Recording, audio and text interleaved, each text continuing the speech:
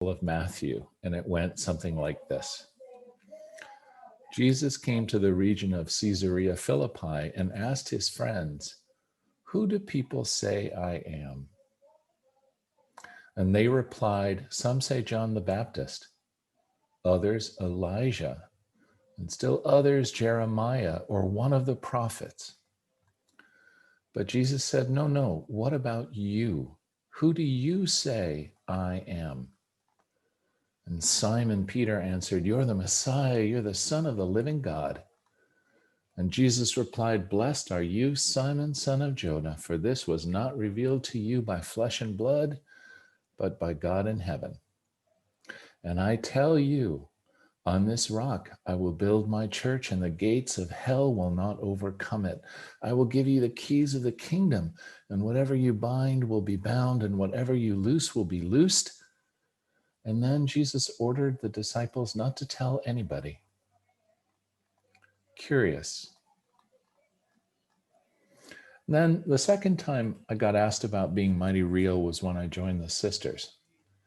And some conversation came up after the last session about why we do or don't wear white face and what does it mean to wear white face as a clown. And Carl Jung, who was a teacher for me, a really amazing psychologist who thought about how our minds work and how we receive culture, said this: whether clowns are modern or ancient, whether they are clowns for comedic or religious purposes, the use of makeup is to provide a mask, to allow the performer to separate themselves from the normal, and to allow audiences to see someone different, and often to consider or even to laugh at themselves from a safe vantage point.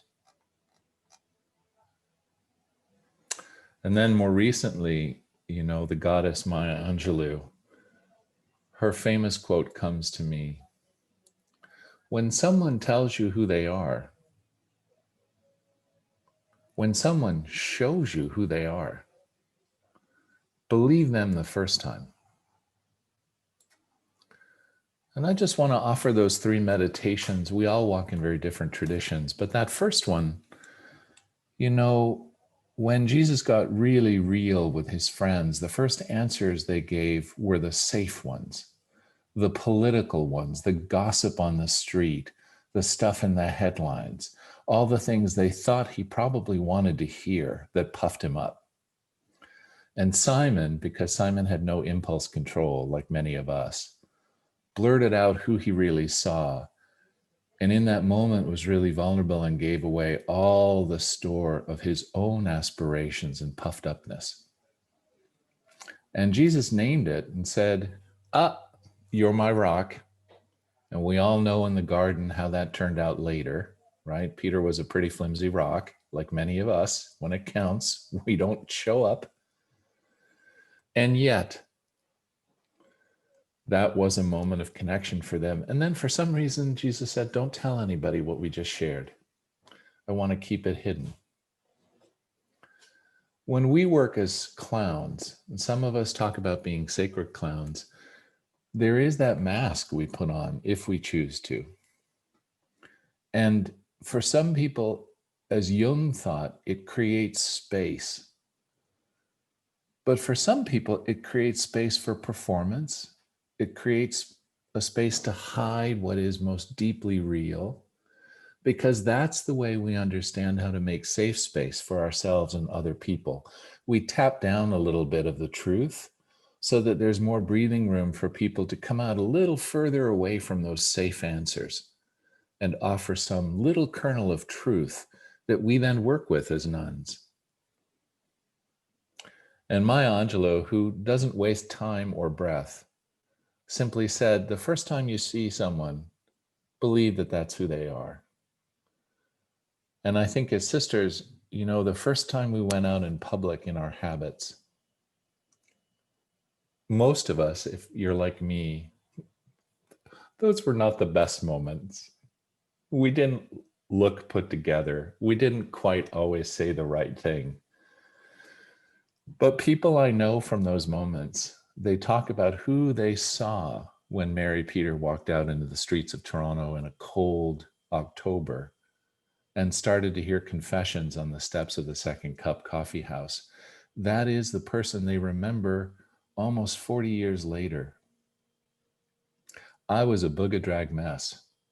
I was freezing my ass off because I didn't understand what it was to be in a habit in minus 12 degrees Celsius weather. I didn't know what people were offering me at first. At first, it felt jokey that people were telling me their confessions in the middle of a gay Friday night.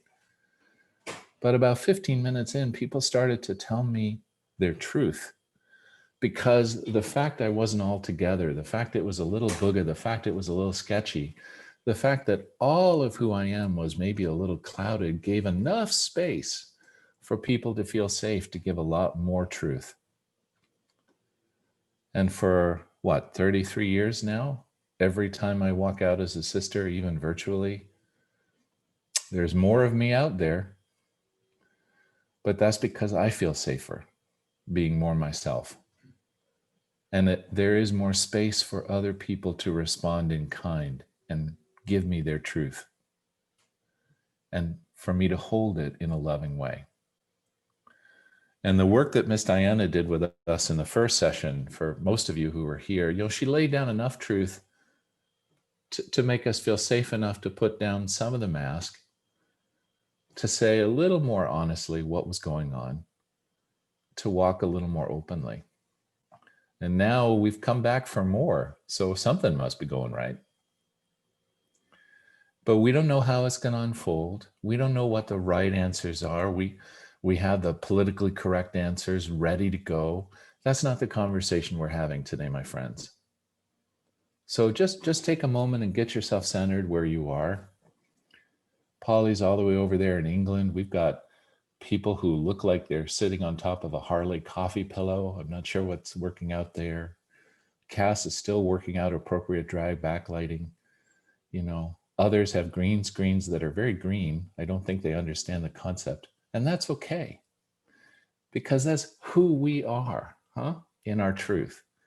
And Sister T looks smaller than I've ever seen her, but she has a beautiful ceiling.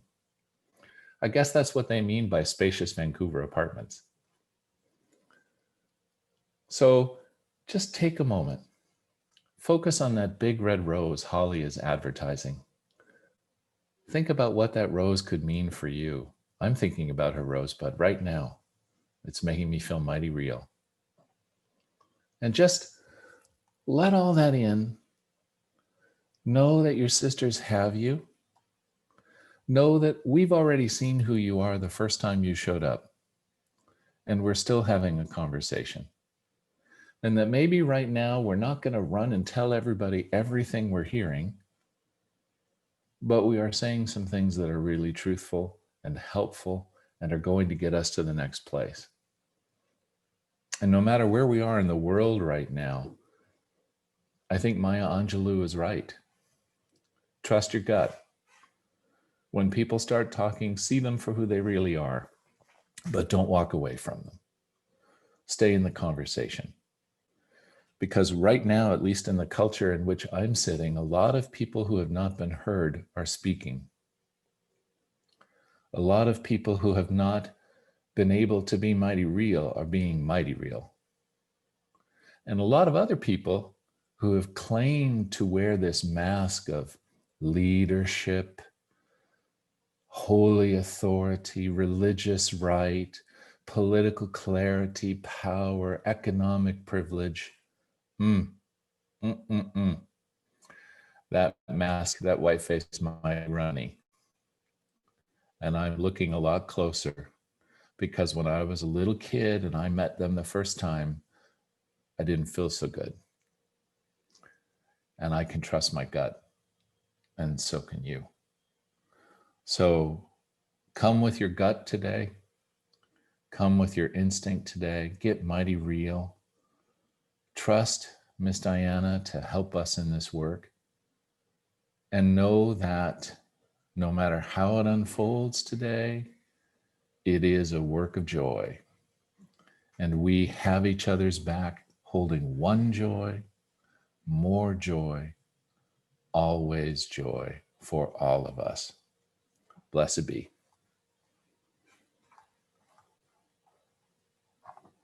Well, thank you, Sister Mary, very much for that beautiful invocation blessing.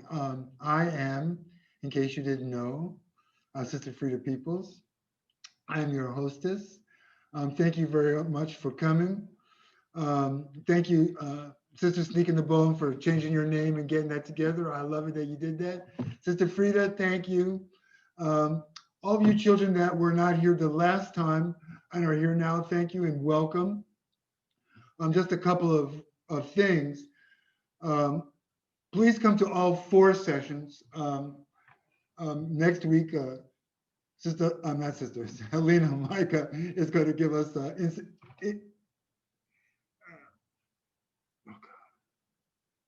Diana, help me. Oh. I got you. Yeah, anyway, Helena's going to be giving us 101. Gosh, my brain is gone. But anyway, it's going to be good. Anyway, Diana has to go early today. She only has like 45 minutes, so I'm not going to take a lot of time. I wrote some general chat in the chat session for all of you. Hello, Sister Serpentina, good to see you. Again, I love that girl. Sister Jackie O'Face, good to see you. Thank you for coming. There's stuff there. If you need to write questions, and you can either use this thing here, which is raising your hand up. You can do that, and we will recognize you, or you can write them in the chat, and we will get to them as soon as possible. If there's some questions that were not answered today to your satisfaction, I will forward those to Diana, and she will respond and answer them. Sister Fancy Pants, great to see you. I love this. Sister Barrett, everyone that's here, this is great. Okay, so last week I told you about Diana. She corrected me. Sorry, she doesn't manage that bank. She manages, what is that bank again? Bank of the West. Bank of the West, like one of those huge banking conglomerates. Only thing I know is that Sister is a power dyke. I'm just saying. It's real, and she will, give you the tea. Sister Mary Peter said something very important today, and I think it's something that we should really focus on. That is our truth. What we say is our truth, what we represent is our truth, what people represent as their truth, and how we receive it. I would like to dedicate this session and all sessions to Marsha P. Johnson and to all of the Black trans women who died and who we don't know, who died in the pursuit of liberation for all of us, certainly pursuit of their truth. Their lives are not recognized and they're not remembered. We need to recognize them and remember them. And I'm not just saying just Black trans women, but all trans people, really, all non-binary queer people who just sacrificed their lives in the cause of our own liberation, so I can get up here and say I'm Sister Frida Peoples and no one fucks with me. But they don't fuck with me because Marsha P. Johnson died for me. I'm just saying. So for those people, I would like to dedicate to them. Diana, I'd like to turn this meeting over now to Ms. Diana J. Prince, otherwise known as Woman, as she says. She will work your nerves and she works my nerves all the time, I'm just saying. All right, you guys have a good meeting, and I will see you later. So first and foremost, thank you guys for coming out and being a part of part 2 of the synod. Thank you very much for giving me the space to be able to just kind of talk to you for a little bit and allow for people to share. I'm going to repeat the 3 questions that I asked that we're going to talk about today when it deals with racism, in terms of power. While I do that, because I want to give time for the folks who may not have heard the question first, time to kind of reflect on it. And I have a couple of paragraphs that I'm going to read because they're going to tie directly back into those three questions. So at the end of the last one, I asked three questions. What are three stereotypes that you currently hold to or subscribe to? What are the feelings around those stereotypes when you think about them? And last one is, what is the behaviors that you exhibit because of those feelings? Okay. So this information that I grabbed, it's a part of urban studies at Eastern University in Philadelphia here in the United States. There's all sorts of articles and different things like that are out on the internet and various places in regards to racism and power. But when I started to reflect a little bit about trying to get this section ready, let me read this paragraph and then I'll kind of expound for just a half second. As the dawn of the 21st century nears, so racism, the most important and persistent social problem in America and in the world today, is on the rise in increasing ways. Whether we're talking about ethnic cleansings, group hatred, or retraction of equality laws under the guise that these are unfair, the underlying issue is the same. One group, threatened by the perceived loss of power, exercises social, economic, and political muscle against the other to retain privilege by restructuring of social advantage. Such actions and efforts call for an understanding of the basic concepts of prejudice and racism and how to lessen their destructive effort. So when I was reading that part, even the first time, it made me think of things like the Syrian refugee crisis, as Syrian refugees in a war that many of those people they weren't a part of. They weren't a part of those political structures. They wanted to flee for the safety of their families, their children. Most of them went to Europe, for instance, and many European countries were like, well, we'll only take a very small amount. And those that started to take Syrian refugees, then all of a sudden we started to receive backlash from their respective governments, including the United States. When I think of refugees that just come over, that came from Central America into the United States, Donald Trump here in America made it sound like these people were coming in these huge caravans to loot the United States, rob the United States, steal from our citizens here in America. And in either case, neither were furthest from the truth, right? These people are coming because they want to seek a better life for their family and for their children. But whether it's refugees that are coming from a foreign country or here in America, if it's just people of color that just want a better life, right? It's these systemic issues that when people are afraid, they want to change the rule in order to stay in power. So they use their power as a way of keeping another group of people oppressed or down, so they can retain that power and that influence. So let's start with the first question, right? Let's start with that first one, because the first one is the one that I believe kind of leads into the rest, right? So if somebody is okay to share, what are three stereotypes?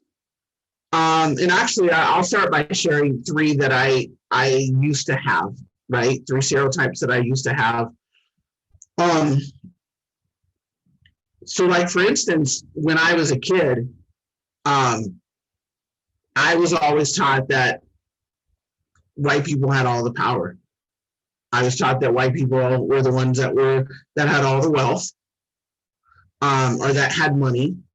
And I was also taught as a child that I never wanted to get pulled over by the police, or never wanted to have a run-in with law enforcement, because if I ever got arrested, they would take me out to the police station, and in the elevator, in their padded elevator, and they would just beat the living tar out of me. So here I am. I'm like, oh my God, like I don't ever want to be even a bad kid, because I never wanted to go to the police station, because I never wanted to get hurt. So is there anybody that's willing to share even one that maybe they were taught or grew up with or heard? Okay, Sister Serpentina. Yeah, one thing that I heard when I was growing up was that, well, for starters, I was born in Akron, Ohio, which is a kind of a big city, kind of not outside Cleveland. Lived in Cleveland for a little while when I was really, really little. And then my parents moved to the suburbs when I was like 5, 4, something like that. And they kept saying how like they wanted to give me and my brother a better life. Like, oh, you don't want to live in the city. Oh, it's just nothing but crime and crackheads and gang members and blah, blah, blah, so on and so forth. And they would sit us down and make us watch movies like Boys in the Hood and Menace to Society to like reinforce that image that the inner city is scary, and they give us such a better life by taking us out of that atmosphere and so on and so forth. So I always grew up with this kind of like this fear of the inner city, that it's just nothing but all gangs, all crime, all drugs all the time, and so on and so forth. But it's like, once I became an adult and I started going to college, and I realized, okay, that the reality is a little bit more complicated than that. And it's like, not everyone in the city is going to be going through all those things. And it's just, I had to open my own eyes and to get rid of some of the biases that I grew up with. And like, I live in Philadelphia right now, like literally in Philadelphia. And like, I haven't had any trouble in the time I've been here. And I've lived in major cities pretty much my entire adult life. It's like, I had to get over that little, that little stereotype I had in my own head, basically. Make sense? Mm-hmm.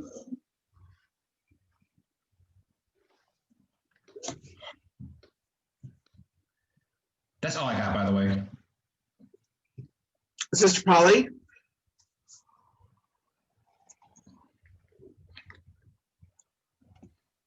Sister Polly, you got to mute yourself. There you go.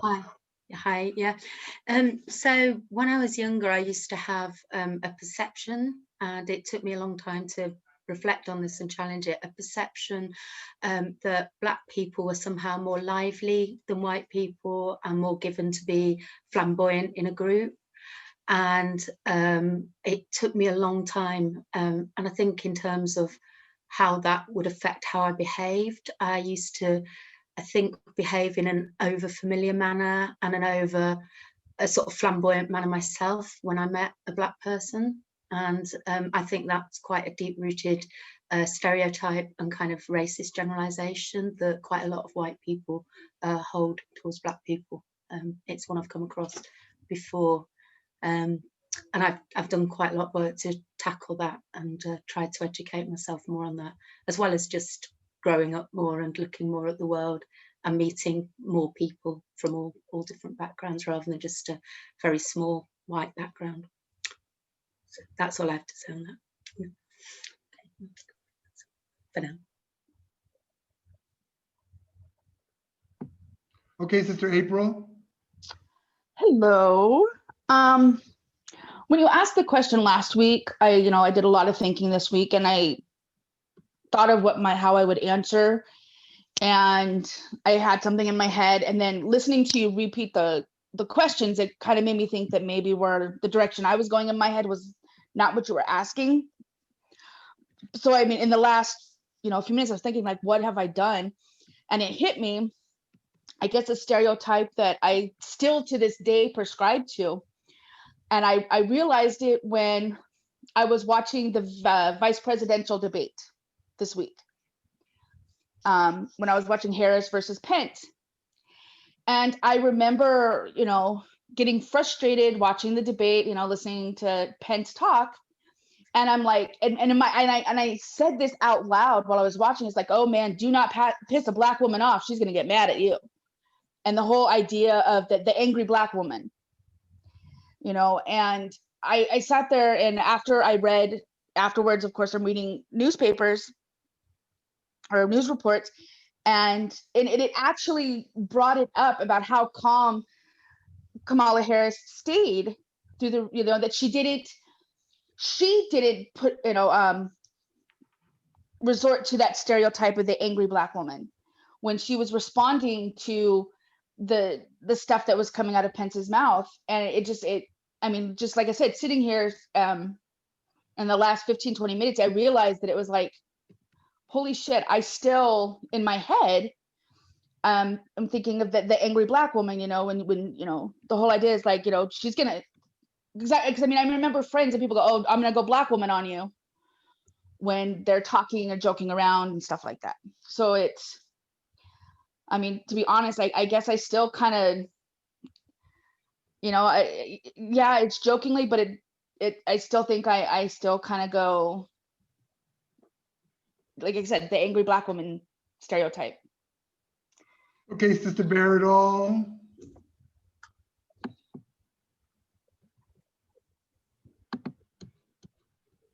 That's what you just said, April, is real. There's a woman in our community, a Black woman, who everybody is like, don't piss her off. And I was afraid of her for a long time. And then I realized what was going on there. And yeah, it's that angry Black woman. So I hear you on that one. It feels really uncomfortable. But my first one that I thought of last week was about going to a play party and seeing one of my friends there, an Asian woman, and realizing I didn't think she was sexual. And I was so shocked at myself and blown away that I fell for that stereotype. And yeah, and that I believed that about a friend of mine. And so yeah, I've been working on seeing people for who they are and not, yeah, and questioning my beliefs about people a lot since then. I think that's it. Okay, Sister Jackie. Everyone hear me? Hi, I'm Yeah. Jackie Yoface. So the first one that came to mind when I just heard the questions here is growing up in a small town, and then moving to the city, I was not raised. Growing up, I think the first time I got to interact with a Black family was when I was about 10. And so moving into the city, when I finally moved to Minneapolis, I first had to deal with the perception that my view was that the perception that Black people were loud and raucous and out of control, and having had to really focus and do a lot of thought and work on realizing that how people were raised and how, regardless of color, but like how people are raised can and are different than just the way that I was raised, and having to learn that it helped broaden my view of my reaction to that might still be, ooh, people are too loud, but that is more work for me to do around trauma with loud noises, which if I can, getting to separate that from based on race and upbringing, and just this is work that I can do around trauma so I can better be of service. Okay, Sister Mary Media. Yeah, I guess this might be more in the realm of projection as opposed to stereotype, but when I encounter, I guess, Black people, or have encountered Black people in the past that I don't know, I feel like I'm being judged as a typical white boy, that I have like that I have to prove myself, and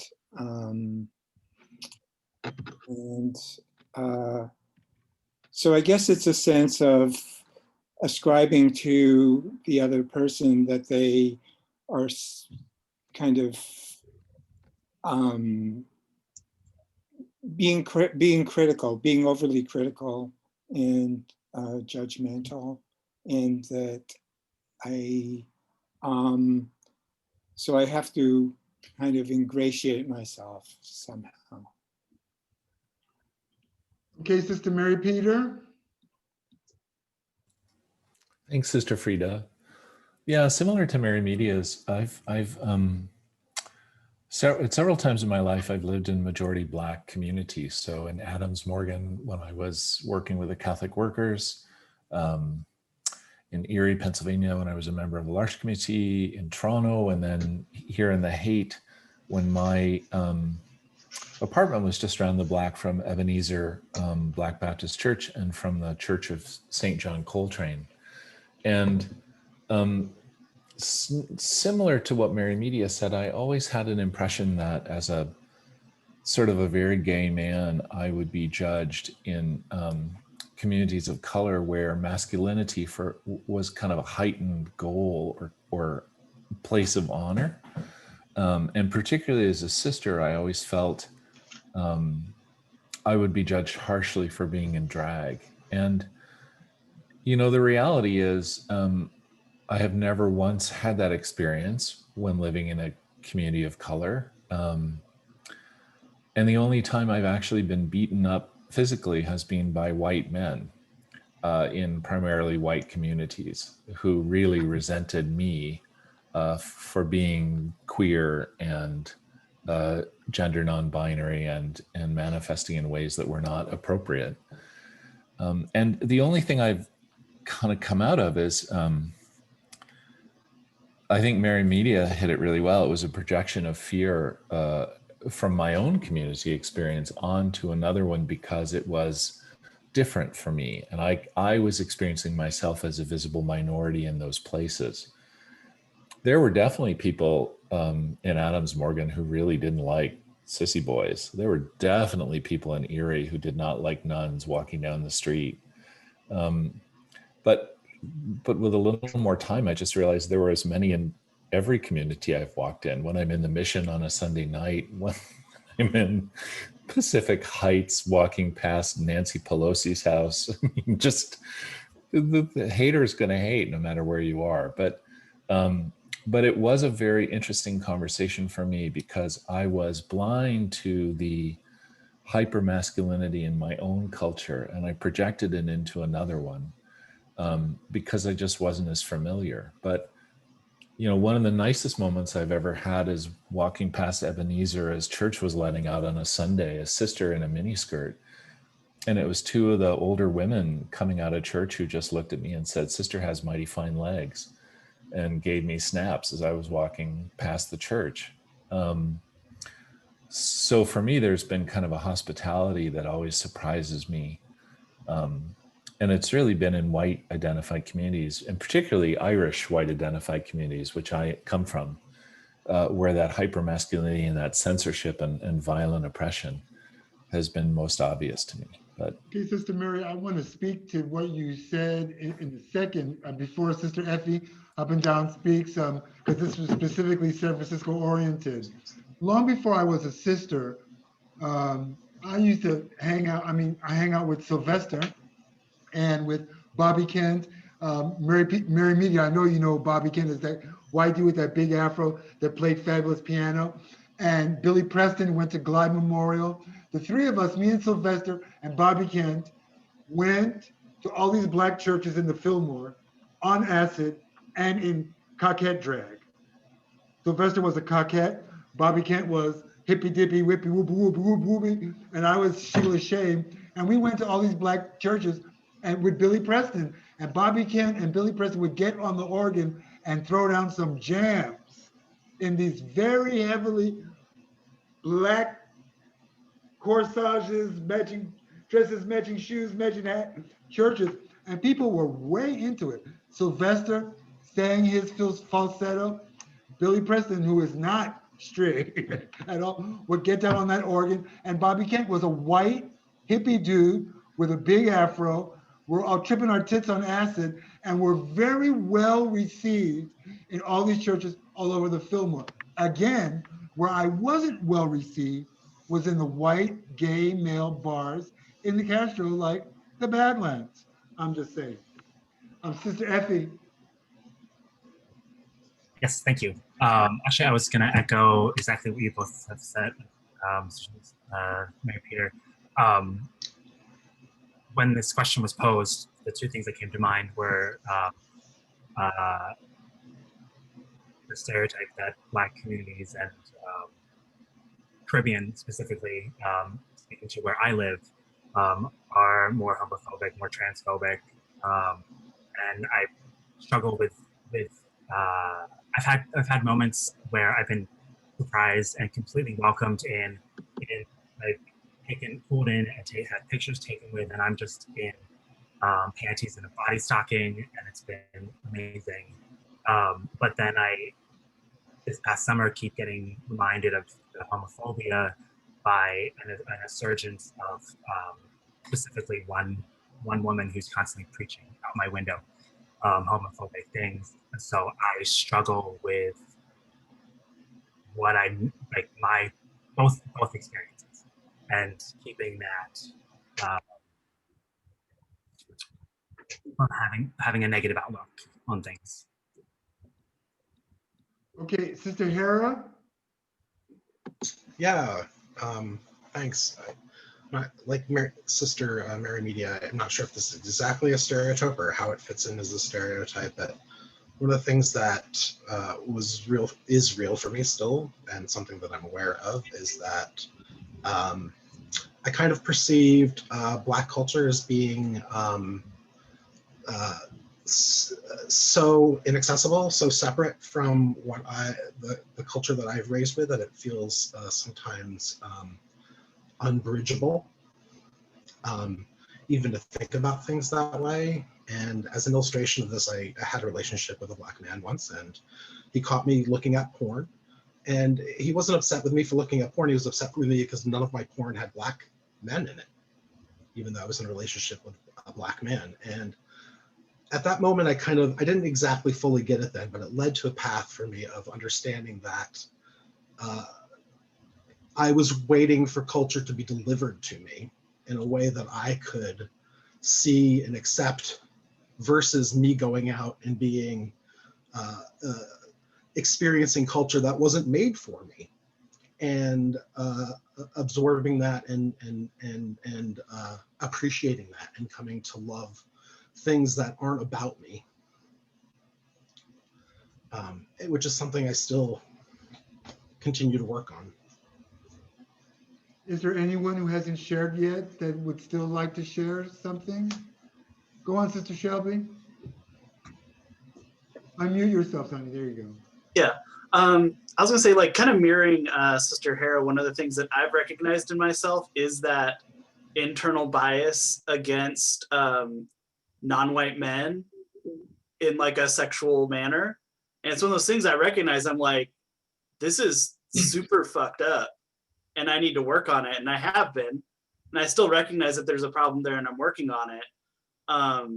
In terms of the question about stereotyping, one of the things that I recognize is that while I don't consciously subscribe to certain stereotypes, there are ones that still inform like subconscious internal biases that I'm dealing with.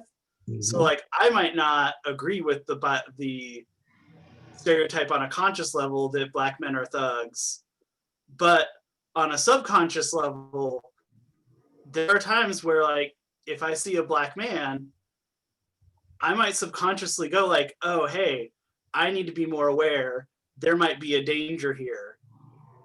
Where if in that same situation, it was a white man, I might not have that same reaction. And I recognize that. And it's one of those things of like, oh, while I recognize that that stereotype is bullshit based off of, you know, science and evidence and things like that that we have and relationships that I have with the Black men in my lives, I can recognize that, like, oh shit, it's still under there and it's making me do things that I shouldn't do. I just want to say, Diana, excuse me, I just want to say, as a Black person here, I gotta say that, you know, there are a lot of ways that we are in the community that are offensive to me. First of all, white dudes that like Black dudes are called dinge queens. Dinge is dirt. I mean, that is really offensive to me. And white dudes that like Black dudes, like exclusively, have us kind of like as a fetish object, which is also offensive to me because it doesn't deal with me as a human being, but as a fetish object. I find it really, really bothersome. And I don't like, you know, I mean, we have to think about the way in our community that Black men or people with Black skin or people with yellow skin or red skin are represented either as objects of desire, like a fetish object, or as not white. Okay, I'm going there, sorry. Who had their hand up? Sister Serpentina, go ahead, girl. Unmute yourself, honey. I just wanted to speak to that point you made about fetishizing Black men. It's like, I've dated a lot of white guys. That's something that I've always had to like filter out, like screen out which guys are treating me that way, which ones are not. And it's like, there's this definite difference that I've noticed. Like if a guy is just into Black dick, like he'll treat me a certain way, he'll talk to me a certain way. If he just has that thug fetish in mind, it's like he'll go on one date with me, he'll get really disappointed because that's not really my style. Then I never see him again. And one thing I noticed from my long-term boyfriends that were white is that they never treated me that way. They actually respected me as a human being, even when the relationship itself didn't work out. So it's like, there is that definite difference there. And it's like, I always appreciate, you know, being treated as a human being and not as somebody's glorified fleshlight. So I definitely feel you there. Okay, Diana? So overall, you know, so on that cognitive level, right? What people believe in others, their stereotypes, set of exaggerated or inaccurate generalizations about a group or category of people that is either favorable or unfavorable. I mean, we've talked about a whole gambit of different things, you know, of different beliefs, you know, things that people have either subconsciously or consciously believed to be their, you know, with their belief. You know, stereotypes, they're the social scripts that we have in our head about others, right? And what role they should play. But when we actually think about it, right? So, like, for example, when I used to work at a place called the Principal Financial Group, I would hear people when a Black person would do something on, you know, let's say a Black person went to jail for something, theft, murder, whatever, it was, oh, that Black person. When a white person went to jail for the exact same thing, it was that person. And for several years, the person that used to sit behind me, I'm like, so why do you need to point out the race part when person A goes to jail for whatever reason versus if person B is white? Why can't you say, well, this white person went to jail? and just constantly challenging those stereotypes. What finally ended up breaking that for my coworker at the principal was her daughter, and I had to listen to 5 months of her griping and moaning about her daughter dating a black guy. And then when they finally had their granddaughter, then I started to see some of those stereotypes start to go away, because at that point she's like, well, all black people can't be bad because my granddaughter is this itty bitty thing that, is crying on the floor like my daughter did and wants to be fed like my daughter did. And at that point, those stereotypes started to melt away. Okay. So go ahead. I'm just saying that Sister Lourdes had his hand up and Sister Fancy Pants also had his hand up. And so I want to give them a chance to share. Is all right? Mm-hmm. Go ahead. I'm unmuted? Okay, cool. So, hi, I want to talk about two things.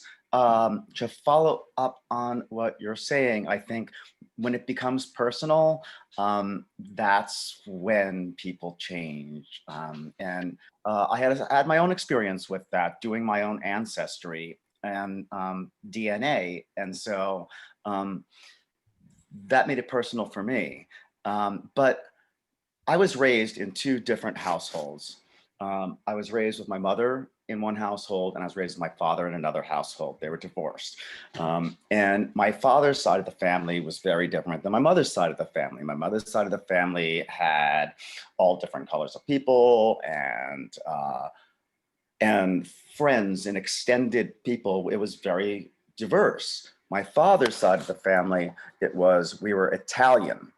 And we basically, the stereotypes were, and specifically of Black folk. And the interesting thing is, it was two separate stereotypes based on gender. My stereotypes of Black women were that they were aggressive, loud, angry, and to be avoided. And I should probably say the other part before I try to wrap it up. But Black men were considered to be violent, hostile, criminal. Again, they couldn't be trusted. They were to be avoided. And so I think where I want to go with this and to say is that with both of them, they were to be avoided, to be othered. And that othering, I think then, along with the way Sister Hera was talking, it makes it very easy then to not see this other group, to not be exposed to this other group, and to isolationism, which then makes it easy to demonize other people. How does that make me feel? Well, my father threw me out when I was 18 because I was queer. And so that had a big effect on me and my outlook on life. And my mother's side didn't abandon me. And so obviously, yeah, I turned against a lot of the things that my father's side of the family was trying to teach me, and all of that. And yeah, I think that it's been a lifelong education and a lifelong challenging these things. I think that sometimes still, when I'm surprised at myself, is like when I'm angry, I'll have a letdown of my rational thinking mind. And following up on what others have said, it's that subconscious moment where that comes from, and it's I find that it comes out. It's there. It's difficult to fight again. It's sort of ingrained from being a child, but it's something that I challenge myself on every day. Back to my ancestry thing, we're not Italian. We are a little bit of Italian, but a lot more Spanish, Arabic, African American, you name it. I've got all of these different things in me. And so for me to discriminate against any group, I'm discriminating against myself. It's like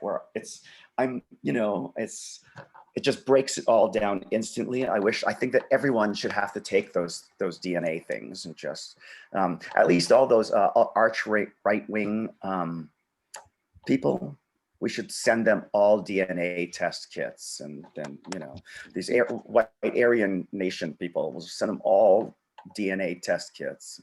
Okay, Sister Fancy Pants. Hello, everyone.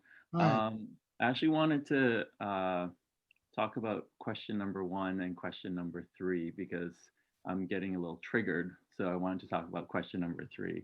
Okay. So for answer for question number 1, the very first point I have actually echoes what Diana said, and that is, my stereotype is that white people think they're better than me. And so that's my lens that I walk through my life with. Anytime I hear a criticism of myself, it's because I'm Asian. So it's been a lot of work on myself to not have that be my first reaction. And right now, hearing all the white presenting people on my screen talk about what they're going through, it's difficult for me not to be triggered, and for me not to roll my eyes, and for me not to lash out and say, oh, get the fuck over yourself. You haven't lived my life. But that's my work that I'm doing, to not have those reactions, but those are my initial reactions. But Sister Fancy, I would, I know that you said that you were wanting to kind of visit about number 3, but it really kind of segues us into that second part, which is, what is the emotion that's tied to those stereotypes, right? And as each one of you have shared the various stereotypes that you hold, think of the feelings that you have as you maybe like Sister Fancy was talking about, as they were hearing it, right? As you were hearing it come out of your mouth. And how did you feel? Did you feel ashamed, embarrassed, proud, angry? How did you feel as you were starting to come to terms with some of those stereotypes that you were talking about? Mr. Fancy Pants, do you want to continue? Yeah, it's really just, the base is anger, and how it manifests itself is a little bit different. It's anger at myself for still feeling the effects of being racialized my entire life. And it's anger that I'm projecting that onto everyone on the screen who's here with well-intentions, that are not here to pass judgment on me, but I'm still feeling those feelings of anger every time I hear a white person speak. Yeah, it's just anger and disappointment in myself that I'm still feeling those things. Anyone who hasn't shared yet would like to share? Sister Baradol?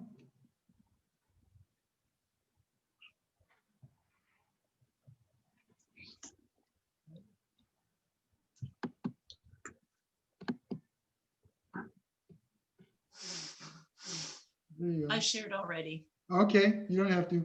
Yeah, so me, Sister Fancy Pants, I must be an oddball, only because my parents, as I said, tomorrow's my birthday. I'm going to be 66 years old. So I'm immune.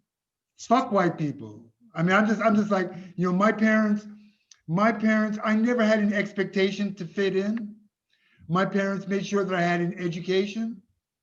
And I know my education is like astronomical. Sister Mary Peter and Sister Mary Media, people that have been around sisters know that those of us that came from like a Catholic background or whatever, we got some education. We got, so I'm sorry, I always felt better than y'all. I'm sorry. I always felt like I always felt like I could dance, y'all couldn't dance. My dick was bigger. I mean, I'm sorry. We go on and on and on. I always felt I had this privilege. I often talk about my privilege of having that education that my bishop paid for, that I could never have paid for. And it made me feel better. Okay, Mary Peter. First, I just want to thank Fancy for being very real. I mean, we have a history together, and she's always very real, and I appreciate that. I also just want to really own that as a sister, one of the things I have found most damaging is when we're triggered by other sisters, that energy of anger at ourselves that comes up and just really makes that a fraught conversation. And I just really want to thank Fancy for saying something that I thought was really very true, and that I see often in sister community where, because we're negotiating a lot of oppressions, and we're trying to be heroes all the time, we really can do a lot of damage to one another when we're not as honest as Fancy was right there about a moment that's triggering us or the kind of feelings we're feeling, or we're not aware of the way our own privileges are claiming space we don't necessarily have when the territory is not our own, right? When it's a conversation that's really about other people's experience and feelings of being marginalized or oppressed. So I thought it was a really powerful point, and one that I see a lot in my sisterhood within our own community. So thank you, Fancy.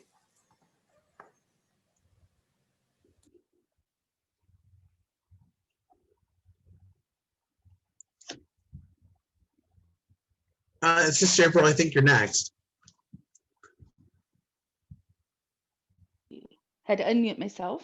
It was just when Sister Frida was talking about their experiences and how they felt growing up, I had to laugh and chuckle for a moment, because I was reminded back when I was in middle school, and this would be like in the late 80s.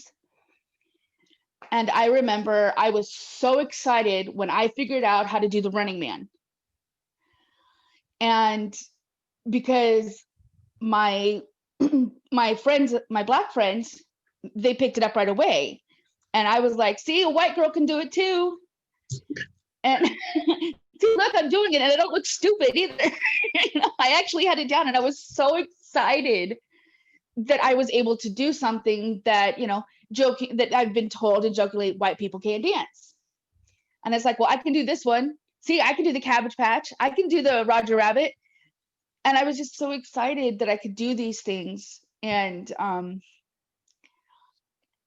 because like I said, it made me laugh. And it's something I completely forgotten about, was, that I guess that's the stereotype of Black people can dance, white people cannot.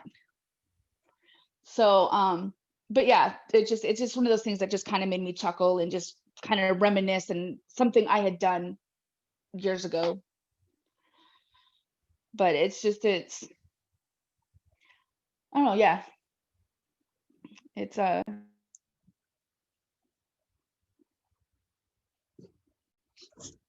Just one thing right quick before Sister, is it Sister, the other Sister Frida Goodhome? Are you speaking after April? Mine was just a quick reinforcement of my chat thing. So anything that I had to say can be seen in chat if you wanted to move on with your second point.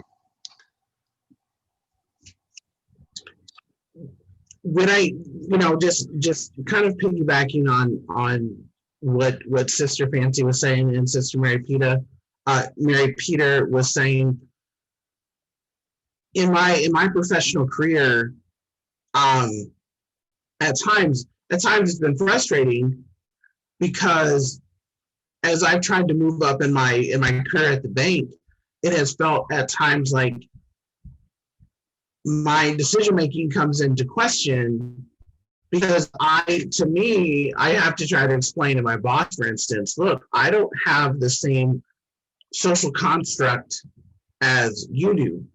Although I have formalized training in leadership, I have a master's degree in business leadership.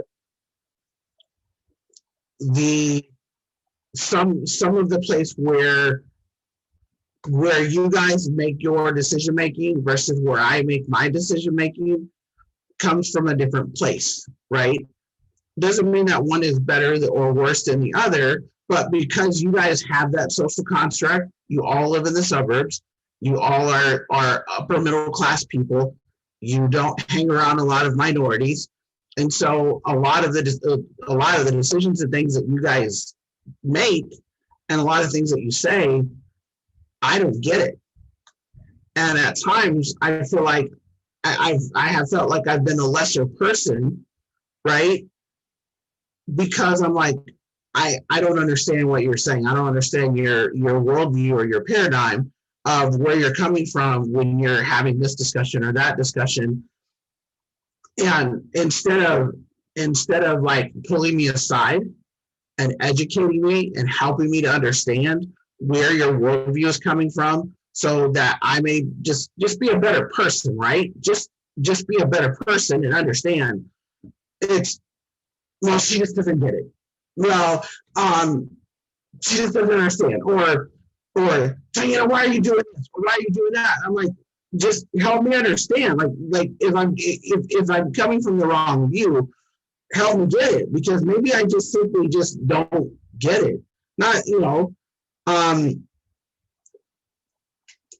and so I empathize with that level of frustration, because I'm like, dude, just help a sister out, right?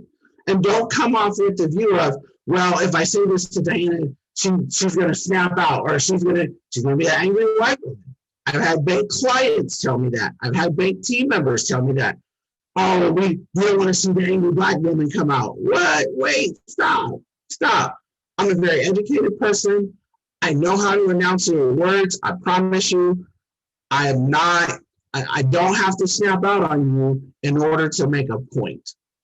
You know what I mean? Like I can get a point across very calmly.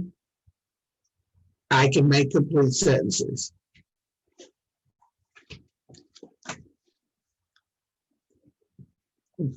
Did anyone else did anyone else have any other comments in regards to the feelings around those stereotypes?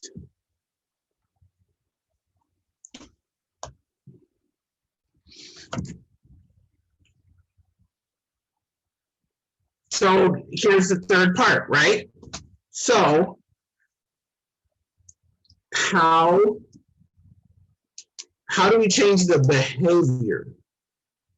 Right? So we've talked about the stereotypes, we've talked about the emotion in where they come from.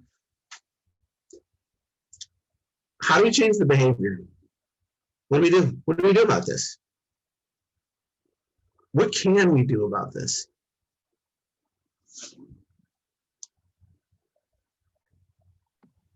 Mr. Polly.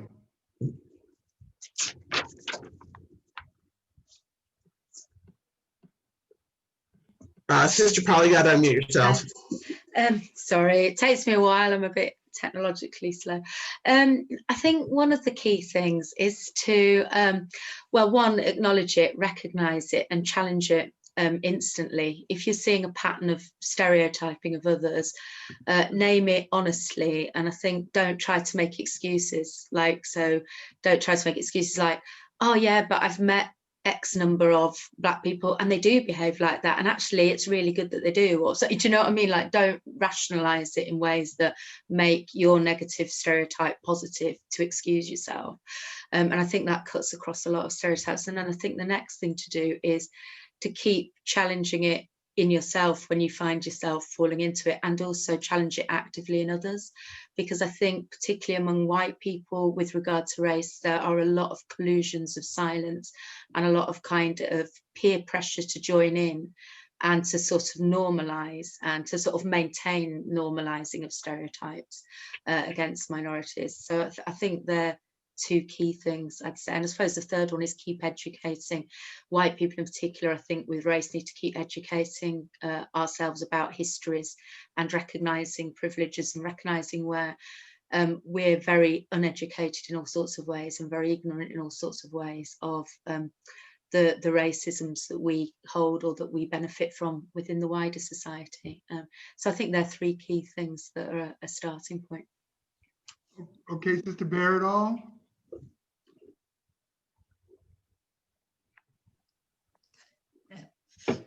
Yeah, like as I was saying about how like horrified I was around my biases, that really led me to question myself, and I do it on a regular basis now. And I just know individual stuff right now. I'm not too sure on how to do the systemic things, but I really work towards reading from different perspectives, changing whose books I'm reading, and just like, and when I'm talking to people, not just white people, other people, trying to like, widen my circle, and really being curious as opposed to my idea is this. It's, yeah, asking a lot more questions. The other thing, I was asking questions and listening. Yeah, that's what it was. I'm really trying to get better at listening. Okay, Sister Frida? For me, I guess to echo Sister Polly, first you got to call the devil by his name and acknowledge this is an ism that I have or that I'm dealing with, and then move through that, having recognized that, make myself uncomfortable, go to places that I am not traditionally the majority in, go to trans spaces and places where people of color are, in charge and running events and populating events. And then there, like Sister Barrett all just said, also listening. And the big thing is I've got to remove myself, I guess, from that. And even as a sister, remove my, sister presence from that and be there for, what I'm there for, not trying to excuse myself being there, not trying to announce my presence there or take up too much space there by being there, and just letting things happen and being a part of it or listening to it and moving as I am allowed to move in those spaces. Hey, Sister Mary Media? Yeah, I guess it's important to recognize when I feel fear about like stepping in it and withhold and don't engage, that it's important to recognize that that's going on and to kind of be, have enough courage to make a mistake, fuck up and say the wrong thing, and in order to get to some point of understanding. And I would say that I feel when I'm manifesting as a sister that it actually empowers me more than me as just a cis male walking around the streets. I do feel that the more empowered to engage with people and to hear them and to speak what's on my mind and to but I think there's one more point that I'd like to make, and that is that we need to kind of not to recognize when there is a situation that requires for a different engagement with a person of color versus our maybe our normal attitude. Like I remember in the early days, we had a sister, a Black sister, or somebody who I think this was before you joined, Frida, somebody who joined us who wanted to be a novice. And the first time we went out on the street, she clearly had a drinking problem, and she ended up like basically literally face down on Castro Street. And I think that in looking back at that now, perhaps we were too ready to just write her off. Oh, she's a mess. She's not a sister. She's not sister material. Instead of looking at maybe the difficulty that a Black person might have in joining this all white like group of drag queens. And so, which is what it was at the time. So I reflect on that and think that, there isn't one size fits all, and that we need to reflect on like what's really going on. And we can only get there if we talk to each other. Okay, Sister Fancy Pants.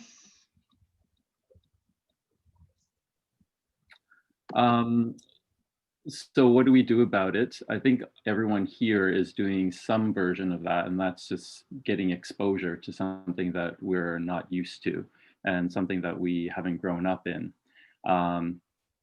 My workplace is doing their own 4-part series on racism and the culture of racism.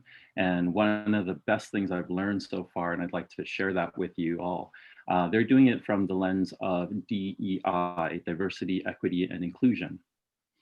And the best thing I learned was that if you for the individual to expose themselves to a diversity of thought, not just a diversity of color or sexual orientation. And the reason why they say diversity in thought is because every culture, whether it's a race culture or a societal culture, they have a different way of thinking and a different way of approaching life. So if you expose yourself to or interact with people who think differently than you, then you're really not looking at the color of someone's skin or the gender or the body parts that a person has.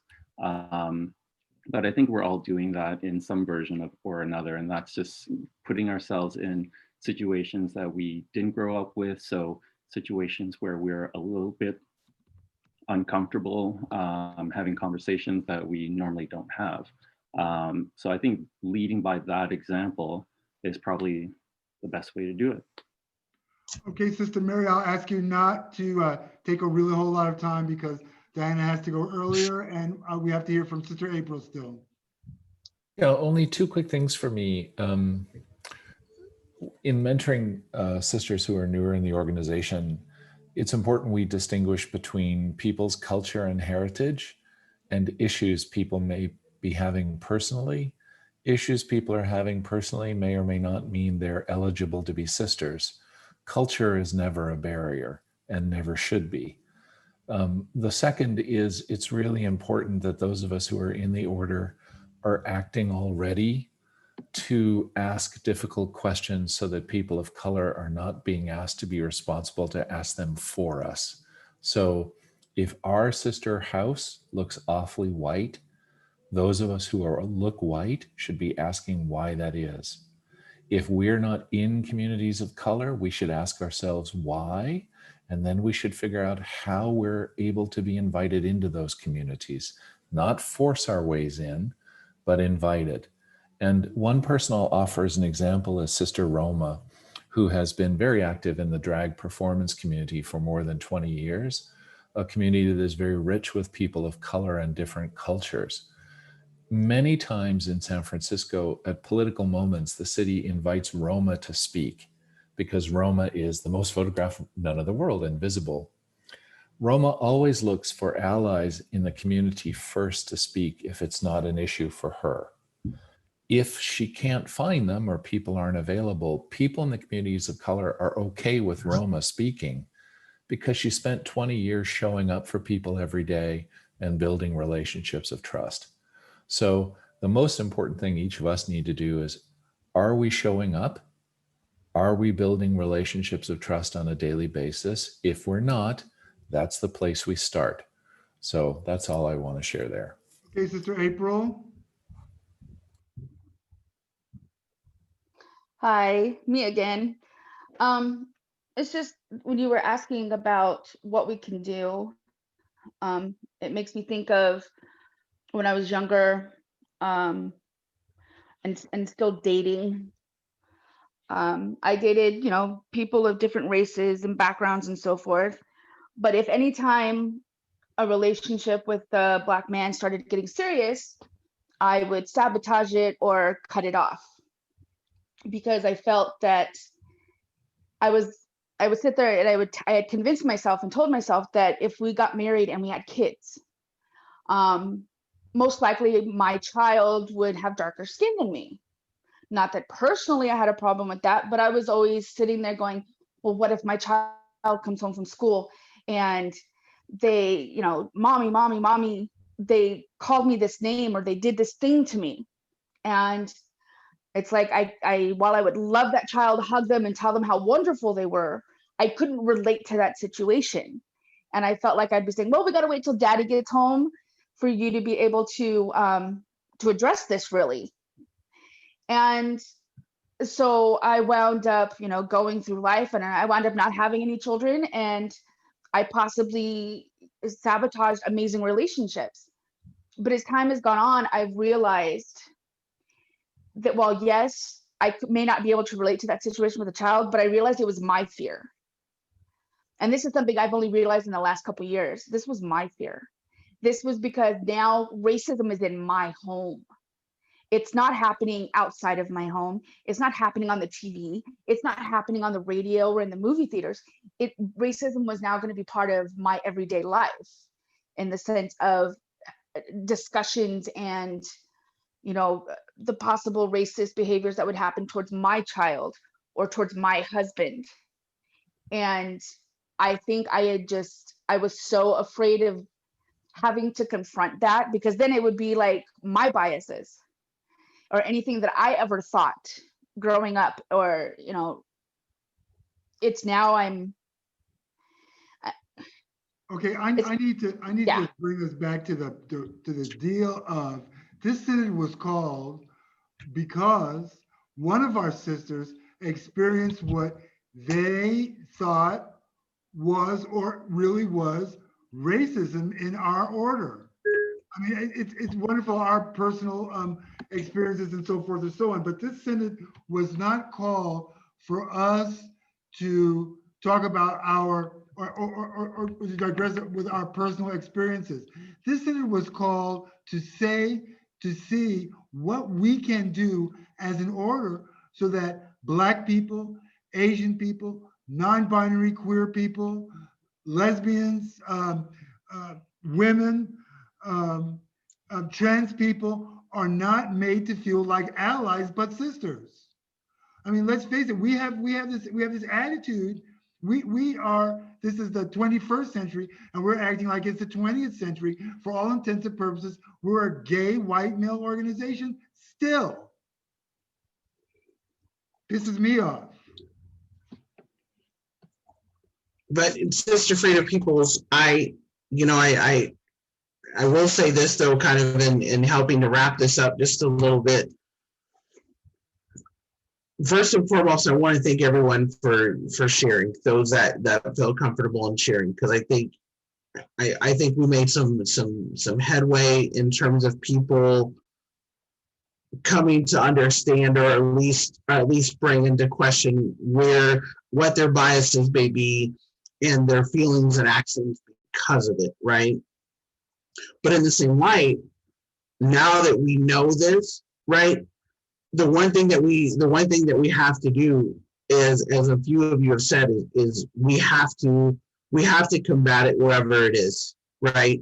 Regardless of what country it's in, what state it's in America, whatever, we have to combat it where it is at, right? And we need to do that with a clarity of voice, because if not, every time we veer away from it, or every time we cower away from it, here's an individual that's not getting representation, right?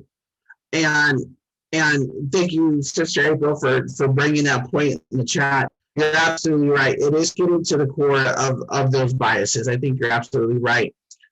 And understanding that at the core of those biases is fear, right?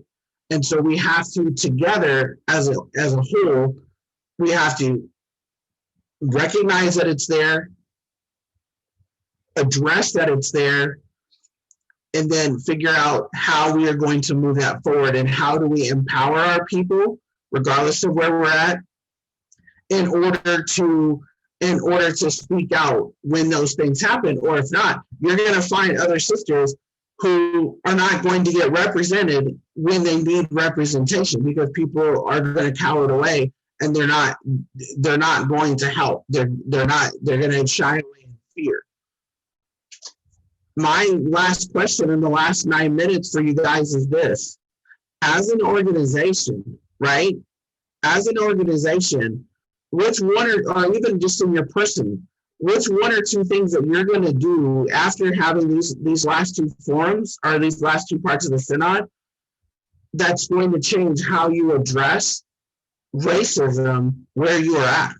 What are you going to do?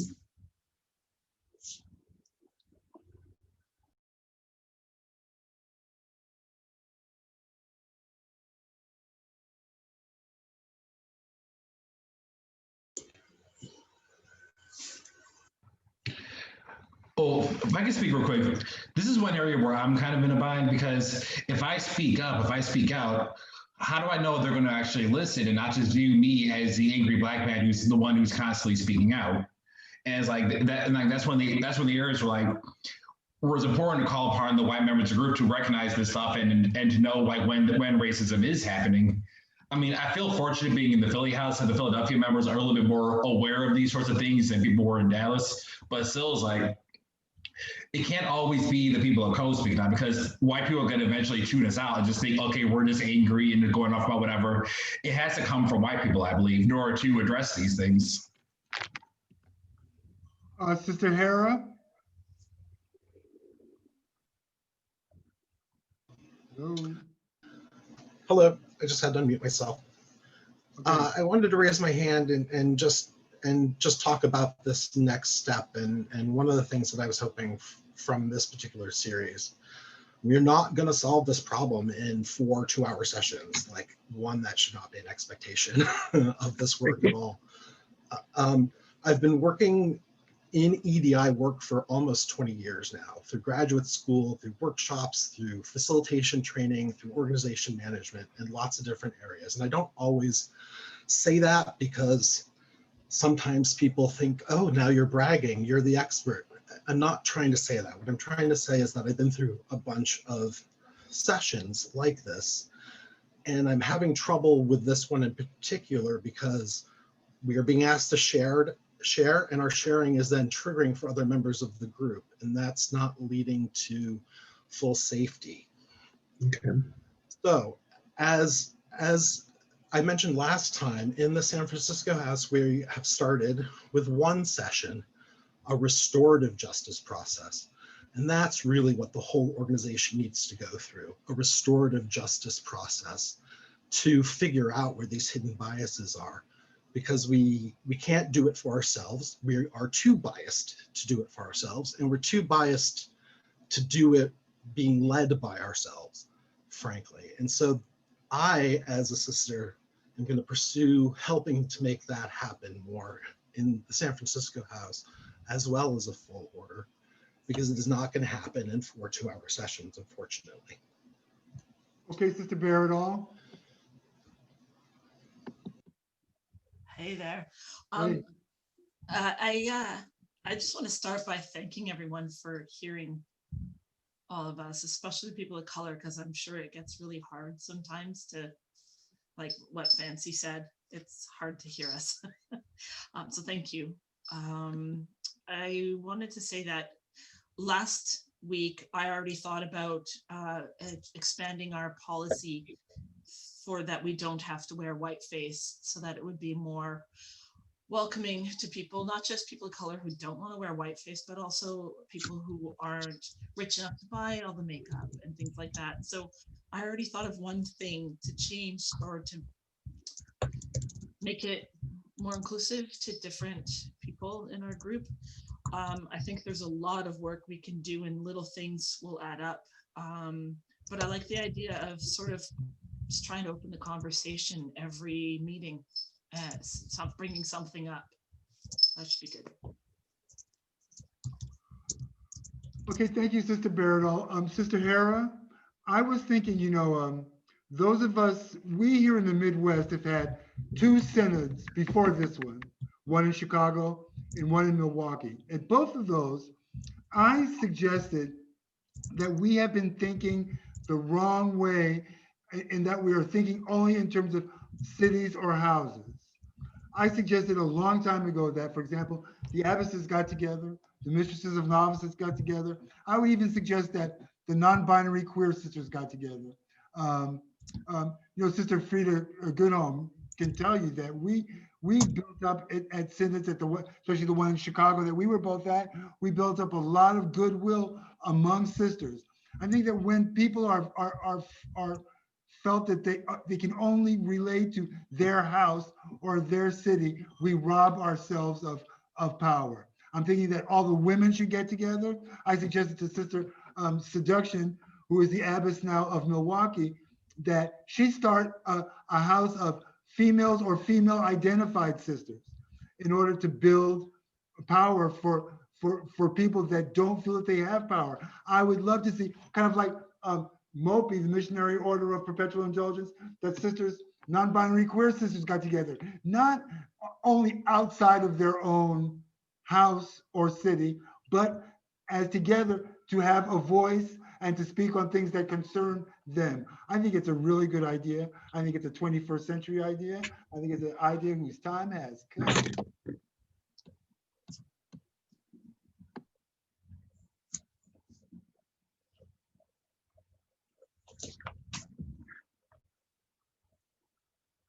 Is there anyone else? Sorry, I'm trying to take notes as well as look in the chat as well. Is there anyone else that wanted to have any other comments in the last, Sister Polly? I'll just be very quick because I know we're short of time. Couple of things. One, I think these sessions, that I'm hearing some of the things people have raised, but I think these sessions are already providing a really good model that we can take back to individual houses and emulate and do within our own groups. So I'd like to try that with the Manchester Sisters. And I also think what Sister Frida's just been saying about groups forming new houses. Something I've wanted to do for quite a long time is create not a new house separate from the Manchester house I'm in, but to create some kind of inter-house forum that's around trans and non-binary people's experiences that can kind of operate within the structure of the SPI, that isn't about necessarily starting a completely new house that has to be missioned and blah, blah, blah, but the individual sisters kind of, they represent their own house, but they also have specific forums that they represent that actually feed back to houses and where they can discuss amongst themselves, and that to have its own status and autonomy. So that's the way forward, I think, which I think is pretty much links to what Sister Frida was saying, more or less.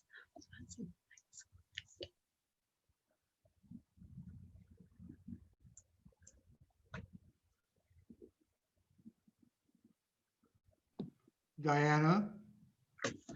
Sorry about that. I'm just trying to.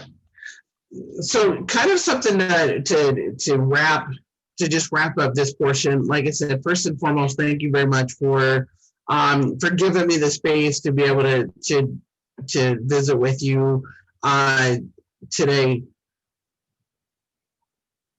Over the last, so just to kind of queue up the next 2 sessions, they're going to go into a little bit deeper dive on what's called intersectionality, and where being Black and gay intersect, or for example, and my esteemed associate Helena Micah, she has a master's degree in that field, and that's kind of what she does for a living, is kind of do that kind of study. So I really think you'll really enjoy the next 2 as well.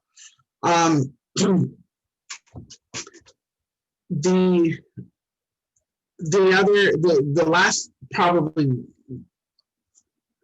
final thought, right? Using a phrase from Jerry Springer, right? What's the final thought?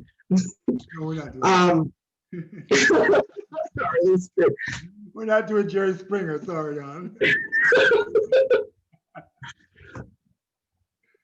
Understanding the root cause of where racism starts, right? And that's with wanting to retain and exercise power.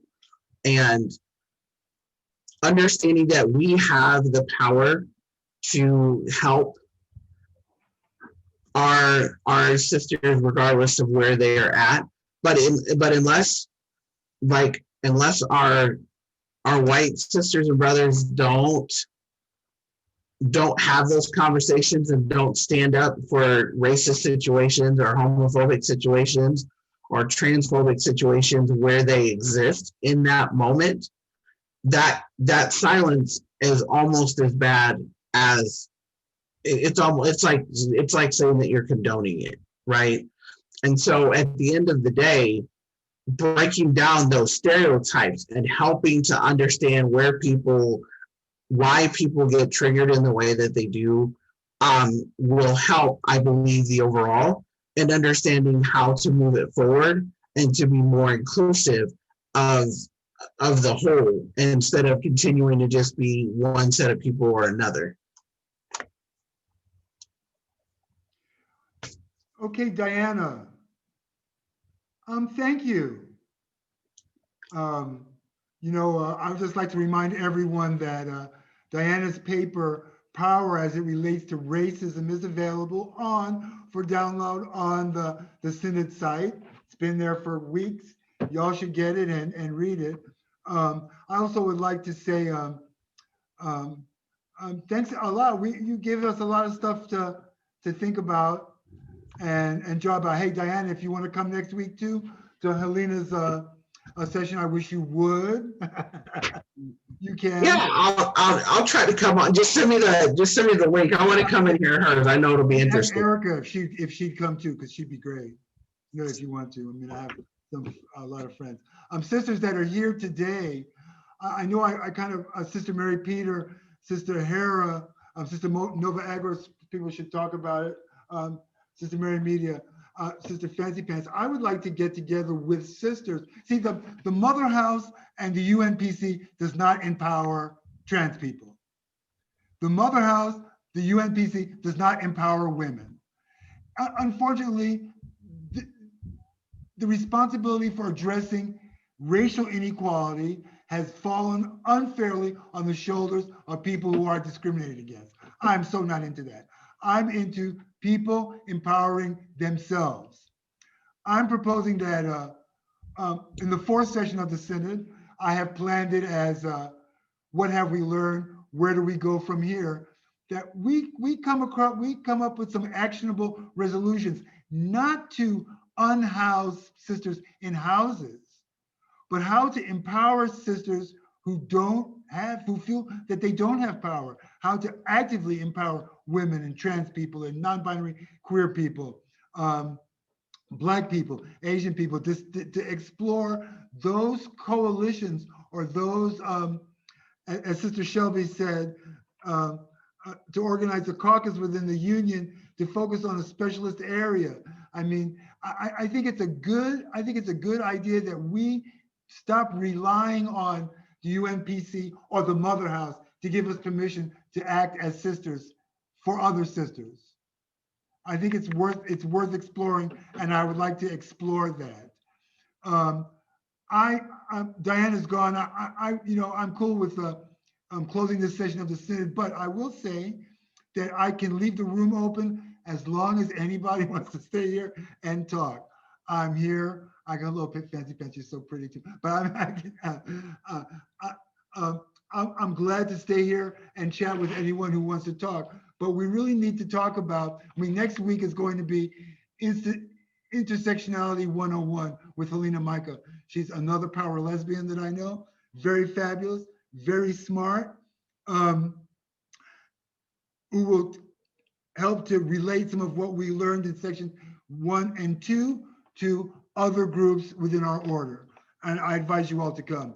Also, think about actionable resolutions that we can bring to our house, to our order, to other sisters that we know. When I say actionable resolutions, things that we can do to make this not be something that happens only for 4 sessions and that doesn't mean anything. Or like Sister Mary Peter said last week, I've been to so many of these things and they didn't amount to anything. I would like for this to amount to something. So for that, bye-bye, y'all. Yeah, y'all can stay. Thanks very much. Yeah. Thanks all. Thanks, Frida. Thanks all. I'm going to head off because it's late here in the UK. I know. Bye-bye. See you soon. Bye. Because I'm starving, so later. Bye. I know, I need a cocktail. Sister Frida's been there smoking cigarettes. I need a cigarette. My God. Okay, never mind. Thank you, everyone. Goodbye. Bye. Thank you. Bye. Bye, Effie. Thank you, Mary Media. Bye. Thank you, Bye, Frida. everyone. Bye, everyone. Thank you. A lot to think about, a lot to discuss with in our house. Yeah, and I think, Sister Mary Media, it's really up to us. We can't, I get really bummed out when people say, oh, I wonder what the Mother House is going to say about this. I wonder what the UNPC is going to do about this. I just don't think it's up to them anymore. The UNPC exists to help mission houses become fully professed. That's why they exist. Yes. The Mother House has a dignity bestowed on it because it was the first house. Other than that, and is the house of the trademark, holds the trademark, okay? But I think way beyond that, we really need to take care of ourselves. What do you think, Mary Peter?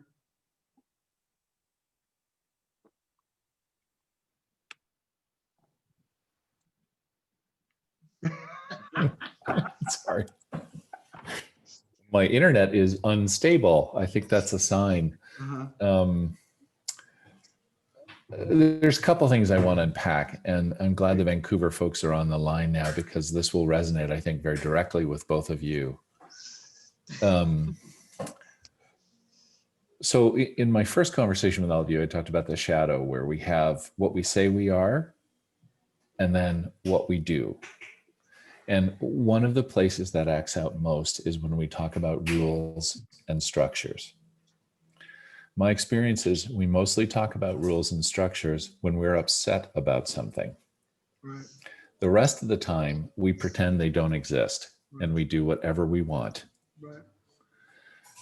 That works well when most of the people involved in the we do whatever we want have in some way consented to what we're doing and are included in what we're doing. Right.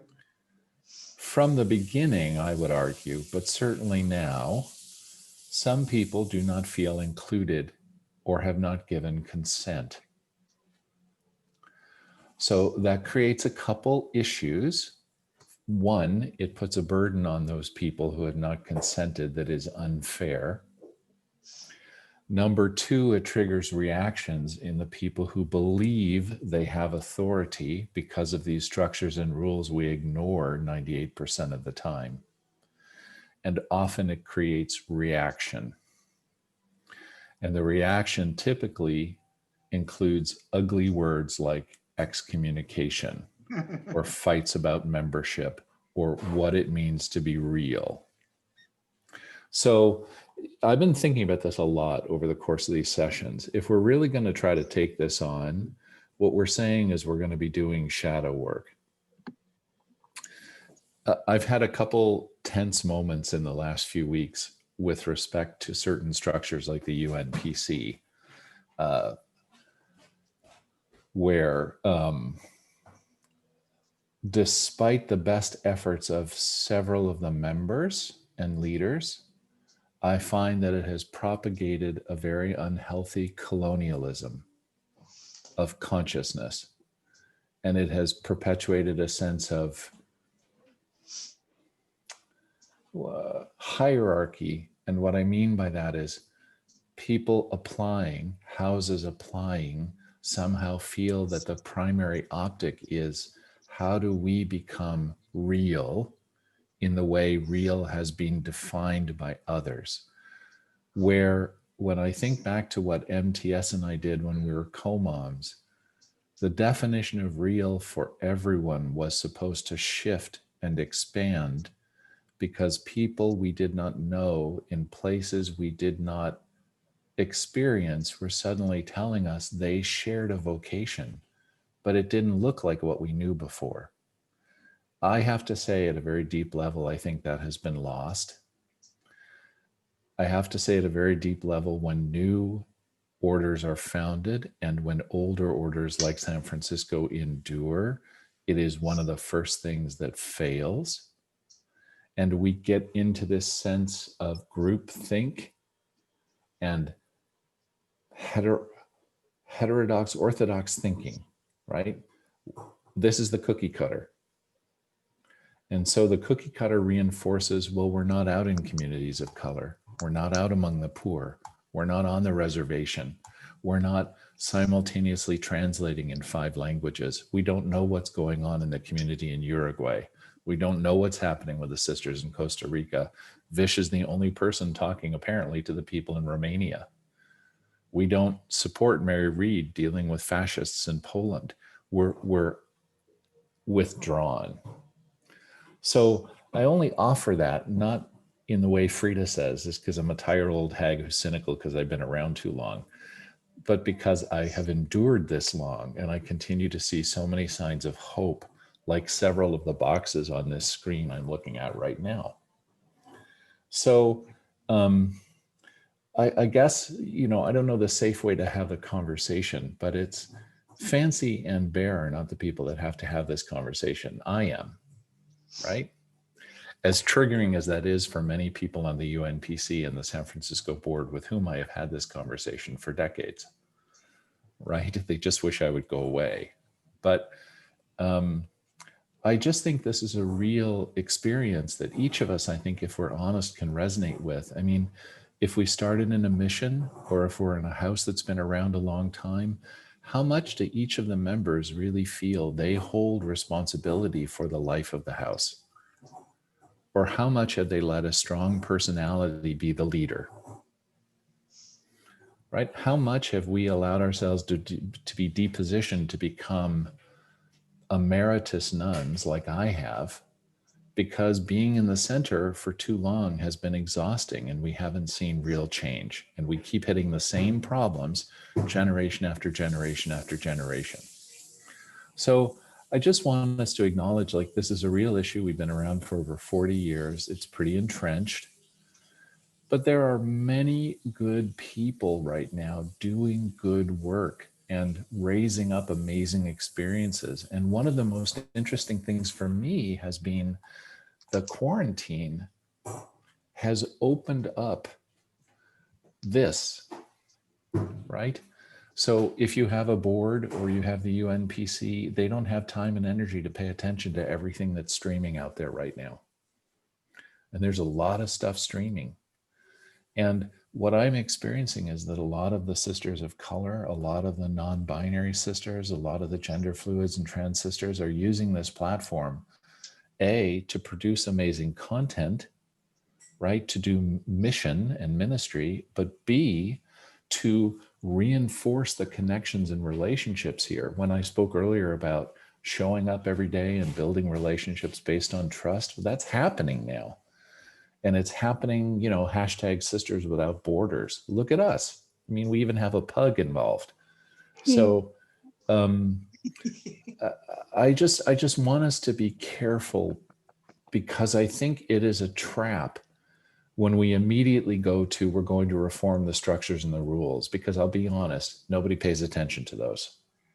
Yeah, I wasn't even suggesting that. I mean, certainly my model for, first of all, when all this shit was happening, I was the person that called the bitches together anyway. But yep. My model for doing this was Sister Fancy Pants and just the Sisters of for Joy. Those two events that they produced were outrageous. I thought they were phenomenal.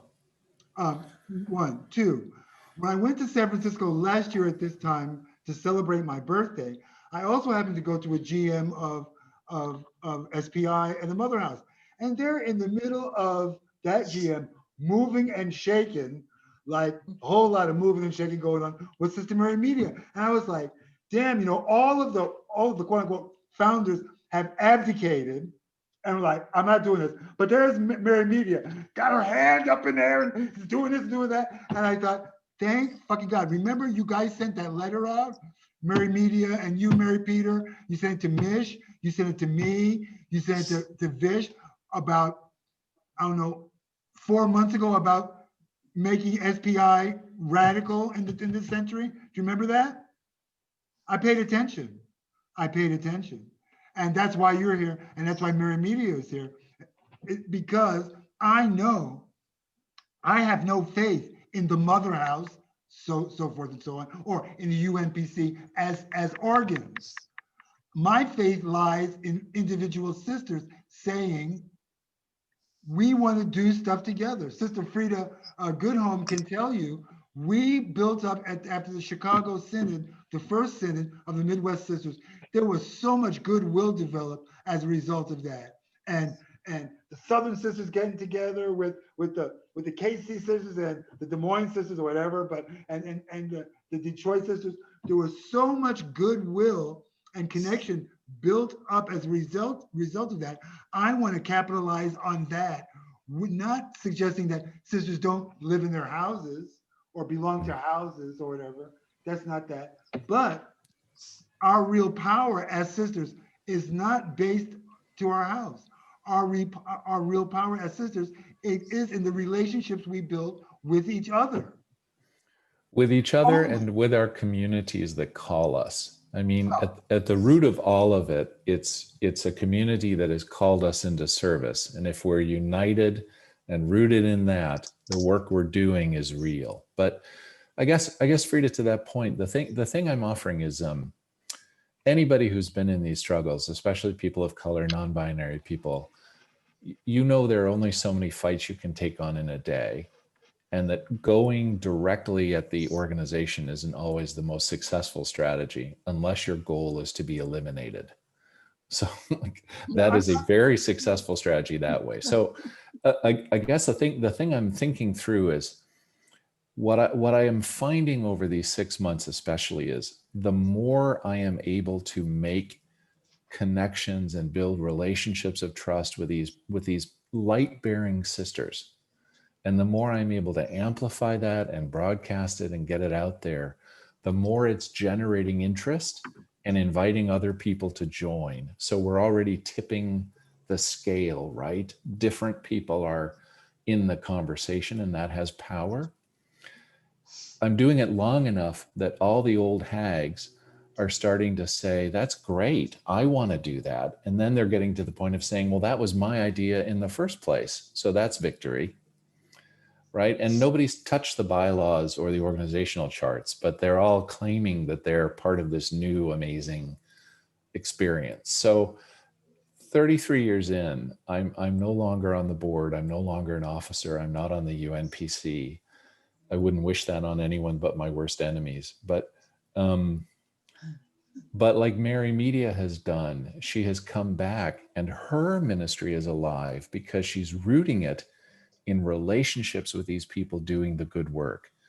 And she's challenging behaviors. But if you notice, Mary Media is very Canadian. She doesn't come full frontal. She sneaks up on the side and says all these pleasant things and then puts sorry in there enough that people think she's apologizing. And then later they figure out she actually just slapped him. So it's a good strategy, right? And I think, you know, one of the things we have to talk about as an order that goes with racism and gender exclusion, it's this sense of colonialism. It's this imperialism, right? There is a center that has all goodness, truth, and power, and it sends its rays out and it illuminates all the other places. But the truth of decolonization is that the empire, the colonizer, builds these networks, and then the people on the other side start recognizing each other and having conversations using that infrastructure to build a different conversation. That's what's happening here with Black Lives Matter, with the trans revolution that's going on. So I guess in thinking of like statements or outcomes or things, you know, people on the UNPC are already nervous about Synod. People at San Francisco are already curious about what's going on here. But they're not showing up. I don't see any of those people today, even though the invitation was open. So that's a good sign for me. That means they don't have the time and energy to mount a full-on assault. So then let's take the time and the space this is offering us to focus our energy where it matters. Identifying the communities we're not serving, identifying the people we have relationships with now that we can build relationships with those communities, figuring out how to show up in ways that are meaningful. What kind of online work, what kind of physical presence, what kind of charity fundraising can we do to elevate these people and get them focused? How do we reinforce this little Zoom Brady Bunch thing that we're staying connected with each other and supporting each other, that we can be angry with each other, as Fancy said, that we can share the anger we feel for ourselves, not be judged by that, not be hateful about it, and keep pushing it. And then keep extending that invitation to those sisters that we find are blocking us. I won't say who and I won't reveal where, but I had a great conversation yesterday with a young sister of color who is really experiencing her house as not welcoming of that experience. So what she's doing is she is doing Zoom work with people in her community and branding it with her house's logo and celebrating all the nuns in that house.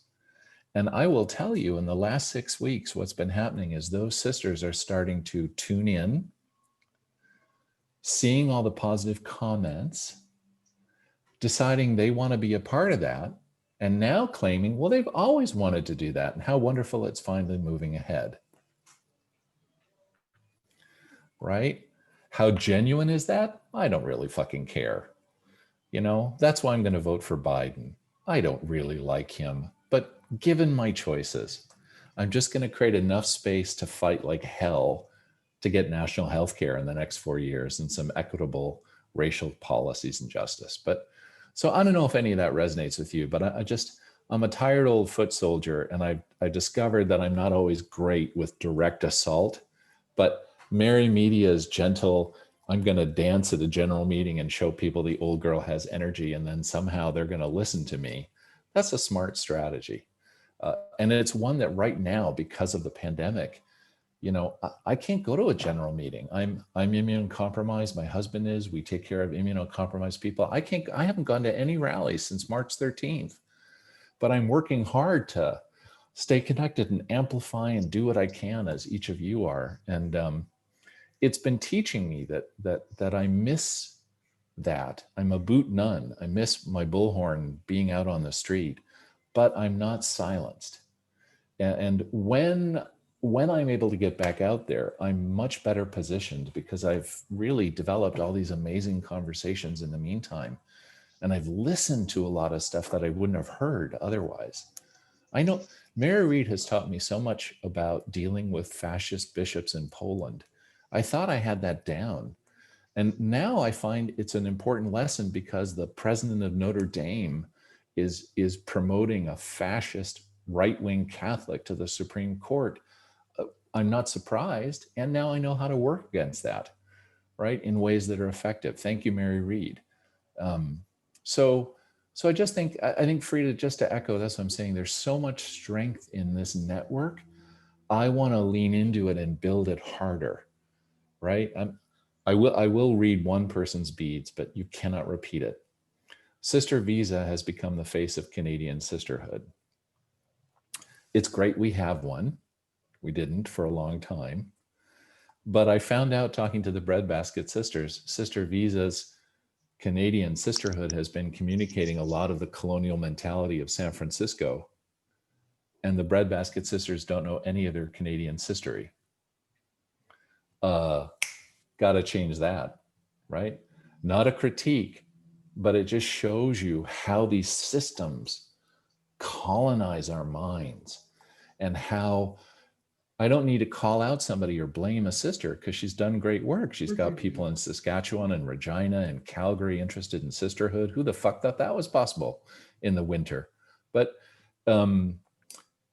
there's another level, right? And each of us can amplify and be a part of that other level. So I don't know if that's resonating. I'd love to hear back from April had people. her hand up for like a half hour already. Yep, I know.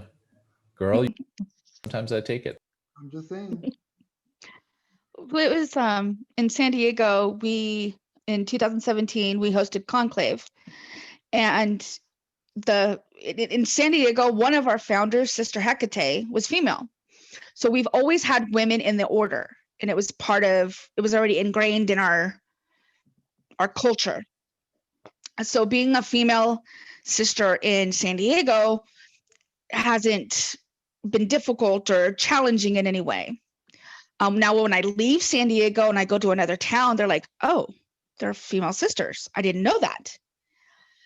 But that was one of the things that we discussed in Conclave. We did this thing called the Pew, and we went Facebook Live. So it is available on our Facebook page for the San Diego Sisters, Asylum of the Tortured Heart. What we did was there was 4 of us, Sister Hecate, Sister Yeshe, I was a novice at the time, and then Sister Devlin. We talked about what it was like being a female in the order and the challenges that we face as women. And then we also kind of touched on in the end a little bit about how the non-binary is starting to become more prevalent. We're starting to see it more or aware of it. And it's it's something we started and we said, oh, we got to keep doing this. That was 3 years ago. We haven't done it again. I understand, life happens and things, but we've all done that where we've done this thing and it's a great advancement, and then we get a great response, but then we drop the ball and we don't do it. We don't continue with it. And then another thing that you were talking about, the colonialism. One of the things I've noticed in Southern California, between like San Diego, Palm Springs, and LA, there's a lot of territorialism. This is my territory. This is my territory. And, when I came out to Texas, which is where I'm in East Texas right now with my family. And now, obviously, I haven't really done any sistering publicly since I got here because of the pandemic. But I was told that, well, before you do anything, you need to let the Dallas house know that you're there. Even though I'm 2 hours away from Dallas, but they're like, you need to let Dallas know that you're there because you don't want to go out and face because Dallas might get upset. And that was one thing. It's like, I was always taught that when you go to another house or you go to an area, even if there's like in LA, if I were to go to Orange County to Anaheim or something like that, I would have, notify LA that you're there because that's their territory. That's their area. And so that's one of the things that I was always, I've noticed it, but even going through my process, that was one of the things I was always told is before you go to another town, you let them know that you're there. Don't just go out and face, you tell them that you're there because that's their territory. Well, I don't know about letting sisters know that I'm there because it's their territory. I mean, certainly if I'm going to a city where there are other sisters in that city, I'm gonna let them know that I'm coming because I want to see if they're doing anything. I want to do it with them. If I'm going to Boston, you girls are gonna hang out, I'll hang out with you. That's a normal, not because it's their territory, just because it's, it's like I want to do something with the sisters that live there, but I don't know. I was thinking that when Mary Peter was talking about this house and that house, the Motor City Sisters in Detroit, I have to tell you guys, they have, I think Sister, now she's a guard, is a Black sister, but they don't have any Black sisters. But they go everywhere. They go everywhere. They are welcomed in every community. They go everywhere. They do the most I mean, I didn't even know there was such a thing as Black Gay Pride until I went to Detroit, and the Motor City Sisters took me there. It's called Hotter Than July, and they have like Gay Pride in June, and then July they have Hotter Than July, and all the Black people get together in this park and cook food and dance and stuff, and it's Black Gay Pride. And the Motor City Sisters were welcomed with open arms. Wearing whiteface was not an issue. Black people did not make an issue of that. I had an issue because I'm not wearing whiteface to a Black event, but it was fabulous. And it's a point that I'm making that, you know, you don't have to have Black sisters or Asian sisters or non-binary sisters or trans sisters to make your house, quote unquote, diverse. You don't. You just have to be diverse in yourself. Have those people among your friends, those people among your associates, go there, intersect with those people, because that is what really makes it. I mean, I'm tired of people saying, well, I live in a white community. We don't have any Black people there. Well, so what? You got any Black friends, hon? you know, it's not about eating fried chicken. It's about who do you hang with? Who do you love? You love any Black people? You know, I'm sorry. You know, people talk a lot about recruitment. I know Mary Media, you know, recruitment has never worked for us. Recruitment does not work. You know, being open and being loving works. I mean, I didn't know who that sister was that had her face down on Castro Street before my time. A Black sister? Yeah, she never made it to sisterhood. I mean, that was the only appearance that she ever did. Wow. As a novice. I think her name was Loretta, but I'm not sure about that. I know Candy Lips, but oh my God, I wasn't even aware of that. But anyway, I mean, I don't know. I think it's really you know, Mary Peter, I disagree with you. There are real reasons why people are not coming here. I am one of those reasons because I have a big mouth.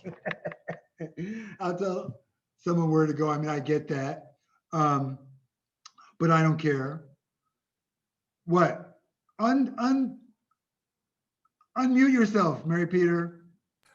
No, I'm sorry. I'm just negotiating. My husband and I have a commitment for the afternoon, so I'm just begging his indulgence for one more minute, and then I'm going to make chicken salad, and we're going to go walking. Yeah, well, he's pretty perpetually indulgent. That's how this relationship has survived. But I love you all. Bless you. I think this is a great conversation.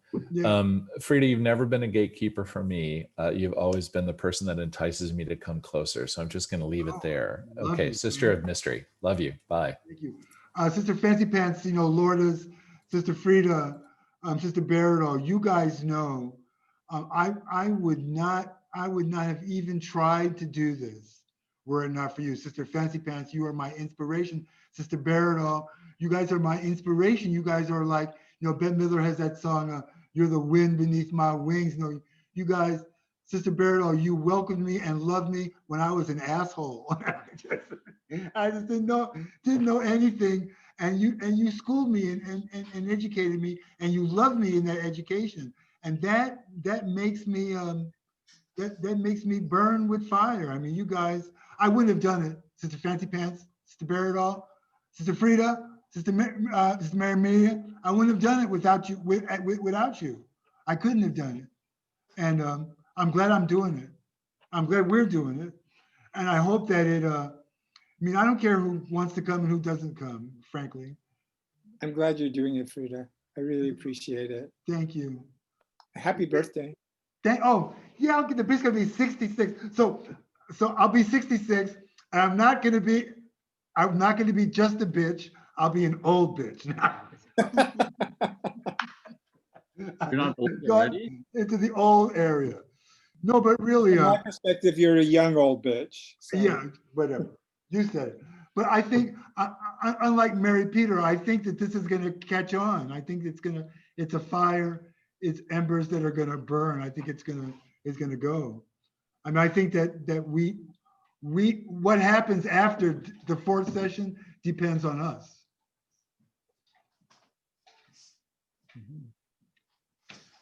Thank you for organizing. Bye. Love you, sweetie. Sister Barrett all. Bye. Bye. Frida. I'm about to head out too, Doll. I do want to tell you ahead of time. Next Sunday, this overlaps with our sister board meeting, and it's my very first one as Abbess, so I don't feel like I shouldn't be there. So I will either need to join late, but if it runs short, then I'll miss it. So you had mentioned telling you ahead of time if I need immediate access. It won't run short, but know that if you don't come, I'm sending you the recording in the evening mail. Okay, perfect. That's what I was hoping, because I want immediate access. I want to make sure I'm up to speed for the fourth one. The fourth one sounds very important, and I want to make sure that I'm there with everybody else. After this closes, I'll get a prompt from Zoom that says that I have to convert that file that I recorded so that it can be seen. So I have to convert it, and then I'll post it on my YouTube page and send you the link. Okay, I learned perfect. that from Sister Fancy. Thank you. All right, well, thank you. These conversations are amazing. I love hearing the shared thought processes of other sisters that are also dealing with, where is our place in this and how do we make that change? So thank you for allowing us all this space. Remember 2 years ago, you were postuling. Remember that? I was out of my place then. I wasn't. Remember, I had to ask Cantasis was your mother or something, or your Miss my big sister. I had to give her a report about how you were doing. Remember that? Yeah, and that was so funny because when I came back, I told on myself for all the things I messed up. I was like, I don't know what you're gonna hear. So I left my guard at one point, and I got called out for wearing different color makeups. And it was all about the red sneakers. I'm still glad you're doing red sneakers. Oh, well, thank you. And thank you again for this space. And I just adore you. And happy birthday. Thank you. And I will see you next week, maybe. And Next if not, week. Next week. Bye. Bye. Fancy Pants, girl. Thank you for the session and for organizing all this. It wasn't ever difficult. Sisters make it difficult. Yeah. This is with their privilege. Yeah. And if they're not here and they're using you as an excuse, that's just an excuse for them not wanting to address these discussions. I know that. They ain't kidding me. Shit, you know what I'm saying? I'm just like, whatever, But the real, as long as you know that Sister April's here, and hey, Emma Rasbod, I'm so sorry that we didn't see each other. The people that I know from my page that are always present, who are really there, are here. We made a lot of good new friends. We really did. We really did. Yeah. We really did. I'm so happy. And Polyamorosa has been coming from fucking England. I know. Yeah, she's amazing. They're amazing. Peach. Yeah. Yeah. And I had translators in German. I had translators in French and everything, that they could do it. But, hey, but that's all right. I raise a lot of money. We're going to pay Diana a nice, tidy sum. Good. Next week, she's gonna get good. Next week, Helena Micah also served on the board of the Des Moines Pride Center. When I served on the board, she is still on the board of the Des Moines Pride Center. She is a power lesbian. When I say she is a power lesbian, she is a power lesbian. She's a doctoral candidate in Drake University, and what she's presenting us is her introductory class to her students on Intersectionality 101. That's what she's presenting to us. It's going to be powerful. Wow. That's one of my stereotypes. I'm already scared of her. Power doesn't scare me. No, she's good. She's gonna give me tonight some handout materials that'll be on the Synod site. I will post them, and people that are going to come to the Synod next week should download them and get them. Awesome. All right, Frida, guys. Have a good night. I'm hungry too. Birthday. Night. Thank you. Thank you. Bye-bye. Yeah. Bye. Thank you. Bye-bye.